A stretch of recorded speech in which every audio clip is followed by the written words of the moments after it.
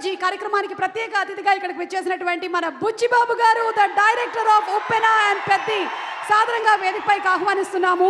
మనం పెద్దిలో చూసిన విధంగానే నిన్న జరిగినటువంటి ఇండిపెండెన్స్ డే స్పీచ్లో ప్రైమ్ మినిస్టర్ మోడీ గారు త్వరలో జరగబోతున్నటువంటి ఒలింపిక్స్లో రూరల్ నుంచి చాలా మందిని సెలెక్ట్ చేయాలి, ఆ హంట్ మొదలు పెట్టాలి అని చెప్పడం విశేషం.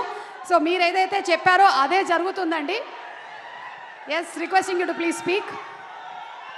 అందరికీ నమస్కారం అండి. కొంచెం ప్రిపేర్ అయ్యి వచ్చాను, మాట్లాడించండి, ఫాస్ట్గా అయిపోతుంది. Ravi sir, thank you sir. మీ సినిమాలు చూస్తూ ఇన్స్పైర్ అయ్యి ఇండస్ట్రీకి వచ్చాను నేను. నాకు ఫస్ట్ మొట్టమొదటిగా రాసిన కథ మీ కథే, ఏ స్టేజ్ మీద అనేది చెప్తాను నేను.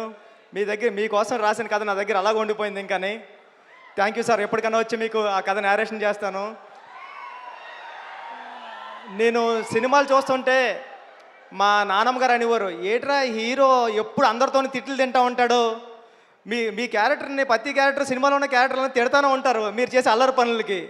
నానమ్మ, ఎన్ని తిట్లు తిడితేనే జనాలు అతను అంత అలా పొగుడతారులే, ఏం పర్లేదు అని చెప్పేవాడిని. మీరు ఇంత పెద్ద స్టార్ అయ్యారు.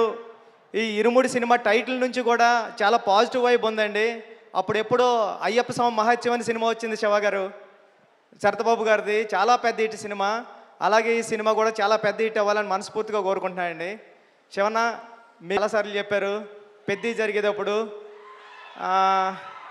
మీరు చిక్కుబొక్కు చిక్కుబొక్కు రైలు ఆ పాట ఉంది కదండి, దాంట్లో చిన్నపిల్లవాడు పాడతాడు కదా చిక్కుబొక్కు చిక్కుబొక్కు రైలు అని. ఆ పాట పాడింది జీవి ప్రకాష్ గారే.